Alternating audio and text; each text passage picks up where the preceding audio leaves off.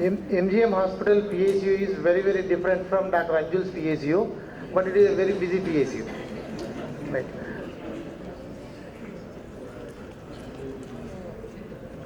But fluid management.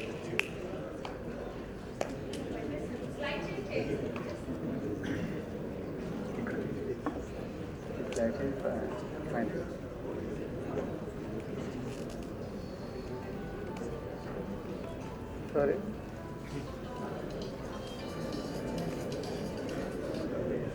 Right.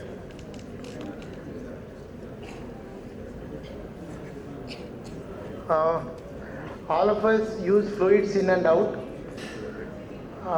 There are few things that we all of us know, but we still not try to correct ourselves. Those few points I want to stress, and that's it.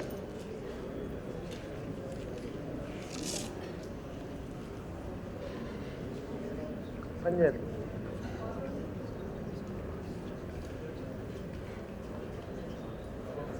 Akachi. Outline.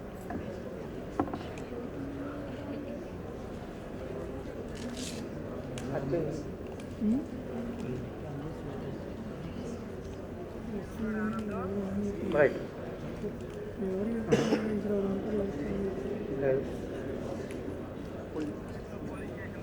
Right.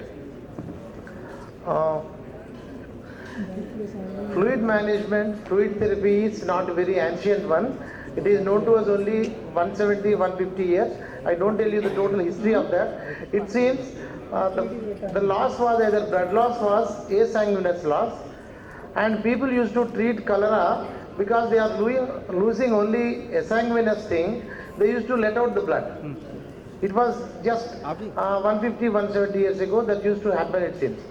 And then these two gentlemen, Hartmann and Ringer, we know, and the change of these two solutions, it seems it took almost more than 80 years. In 1832 precisely, the first fluid therapy was given in cholera, and then these two.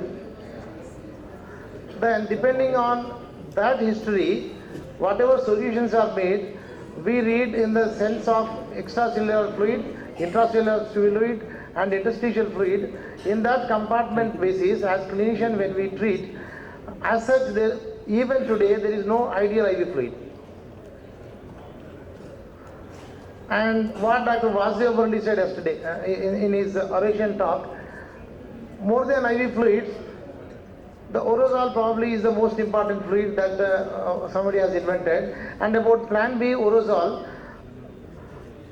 the WHO already says about the large packet of orozole and 1 liter solution, and it discourages the 200 ml and small sachets for the simple reason that any 10 kilo, 8 kilo child, to be treated for 4 hours, the requirement of orozole is more than 750 ml.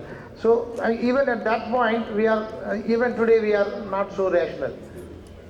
And plan C, the treatment of IV fluids, this every single grassroots level worker knows. And if the plan C and plan B goes very well to the community, the requirements in PICU of any level would decrease. And recognition of shock, everyone recognizes shock. What is new about it? In fact, we don't recognize shock in early stage. Actually, it goes in the same chronology. Right. Fast pulse is a very non-specific sign, but it is a very, very early sign, all of us know. But there should be one person who would be monitoring this. The fast rate, one should be monitoring that. Each person when goes to in a PSU not very well organized, even this point is not very well taken. Then peripheral pulses, low volume, capillary fill time is a very famous sign among postgraduates we know. The disparity between peripheral pulse and central pulse. This is a very important sign that we tend to forget. If we see the disparity, we can have an idea at the point itself, even before recording blood pressure, regarding narrow pulse pressure and wide pulse pressure. In the initial stages, if we know the narrow pulse pressure and wide pulse pressure, the management differs a lot and the changes and the errors in fluid management are minimized. And blood pressure can be low, normal or high when shock is there.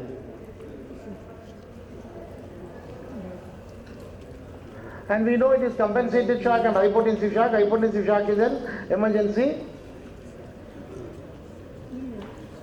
For teaching purpose, these are the 4 types of shock all of us know, but these are not exclusive. Even in early stage of shock of any etiology, if there is some acidosis that has come, people do not do ABG so commonly, so routinely. Even in an early stage of shock, if there is some acidosis, there is some myocardial depression. If there is acidosis, there is myocardial depression. So there is myocardial component in every shock, any form of shock. That is to be bear in mind. Then the initial management is not again the fluid. It is the initial management is airway, supplemental oxygen as required, and monitoring the child. Monitoring is again depends on the level of PICU. Non-invasive monitoring, even in PICUs are very good quality. Most of the patients require a lot of information we get from non-invasive monitoring. Even in the busy PICUs, invasive monitoring is not done so routinely, and because patients don't require that. And then gaining vascular access. Regarding fluid boluses, I will talk. And what is the purpose, what is the goals of fluid therapy is good distal pulses, adequate blood pressure. Who calculates mean arterial pressure? We need not. If we know the narrow pulse pressure and wide pulse pressure, if we have taken blood pressure, we can have an indirect, mean arterial pressure we can calculate from the pulse pressure and diastolic blood pressure. Urine output, again Dr. Ranjul says a famous word, if there is no CVP, just see urine output. Urine output is the poor man's CVP. Urine output is a very, very good indicator of the severity of shock. And then we treat by IV fluids and inotropes and vasoactivations. Then in PALS we regularly teach what is a fast bolus, what is a small bolus, fluid flush and all. In real life, it is not, and then we talk about fluid overload. It is in real life actually it is not at the end of first bolus or second bolus or at the end of third bolus the patient is defined as fluid resistant. There is a 1.5 bolus, there is a 2.5 bolus also. Then how to recognize a fluid resistant shock? And those of PGs and other people who have read about the FEAST trial, and in the FEAST trial people have confused us a lot, or the confusion is more now that whether to give fluid so fast or not. Giving 20 ml fast boluses, somebody said, the FEAST trial said, can be detrimental and the mortality is more. But one should remember that it was done in a well-defined acute febrile illness children of Africa alone, and the monitoring was quite poor at that time. In that trial, the monitoring was not optimal. In any nursing home of our staff, if not a very big PICU, if the monitoring is close, still one can go with fluids. Definitely Dr. Amjul will differ on this because he is working in a much more sophisticated place. So fluid deficit or giving over fluids, monitoring is the only answer. And how to monitor? Monitoring by these few simple measures, the pulse rate, heart rate, blood pressure, narrow pulse pressure, blood pressure, and monitoring and monitoring and monitoring. And the fluid resistant shock, the increasing heart rate, increasing respiratory rate, failing saturations and neck vein distension, hepatomegaly, these are the signs of fluid resistant shock. And trend, we usually see 1 point, we assess the patient at 1 point, and in a government hospitals usually we have less time for monitoring, but monitoring is the key issue in the management of fluids. Typically the trend is when fluid boluses have started, typically the pulse rate decreases, and at 1 point if the child improves at this level and the shock is corrected, it is alright. Otherwise the heart rate tends to go up again. This is the time when one should recognize the fluid resistance, and then this child requires more than fluids. So, rise in the pulse rate of more than 10 over the lowest value reached when we are giving fluid boluses, that is the early sign of resistant shock. Pulse rate, crepitations, then increase in respirations and increase in CVP. Who reads CVP? Only few people. But we have 3 more available in every small PICU. The monitoring of pulse rate, respiratory rate and crepitations. Then, once fluid resistant, what other options we have?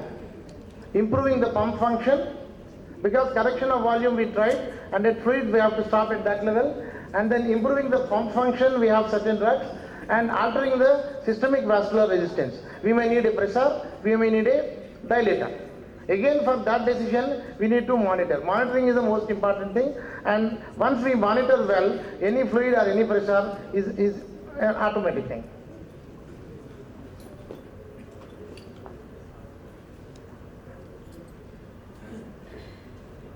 In a fluid resistant shock, if it is normotensive, we require an inotrope and a vasodilator.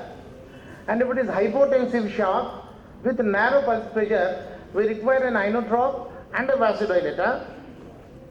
And if it is hypotensive shock with wide pulse pressure, we require an inotrope and vasopressor. And what are the vasopressors and inotropes we have? Dopamine, dopamine, adrenaline and noradrenaline. Amdinone, that is for again few PICUs, but whoever is treating an acutely ill child, we have to know the vasopressors till at least noradrenaline. We can save up to 8 out of 10 critically sick children.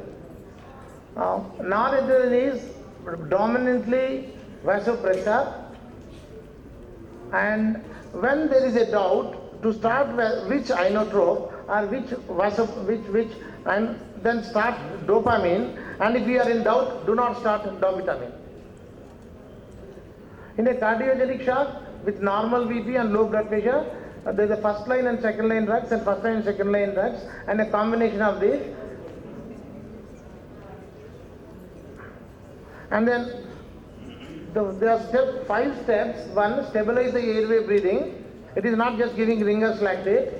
Then correct the fluids. Please do not fear about the feast trial, because even now you can give fast boluses if you are monitoring well. And monitoring does not require invasive blood monitoring. And if the shock is persisting, determine the blood pressure. See the narrow pulse pressure and wide pulse pressure. The character of the pulse would tell us a lot. Wide bounding, especially some dengue cases, all of us know the bounding pulses in hypotension. At the same time, you know, all of us know the fast thready pulse. Fast thready pulse we need not remember. But once the patient once we see blood pressure, we do not tend to see the peripheral pulse character. Bounding pulses and hypotension, that's it. And then clinically you can recognize for which vasopressor we have to decide. The second step is if the shock is persisting, and determine if the BP is normal or low, that is hypotensive or normotensive. Then this pulse pressure concept is little, everyone knows it, but we do not spend time on that. Once the pulse pressure is narrow or wide, please see on that. And then once pulse pressure is determined, anyhow invasive arterial monitoring is a rare thing people do not do. And then is there a cardiogenic element or not? Only in myocarditis cases and cranial heart disease cases we feel there is cardiogenic shock, but in every shock there is some component of cardiogenic shock. On that you have to decide to give a fast bolus or a little lesser bolus. That's it. Thank you. Thank you very much.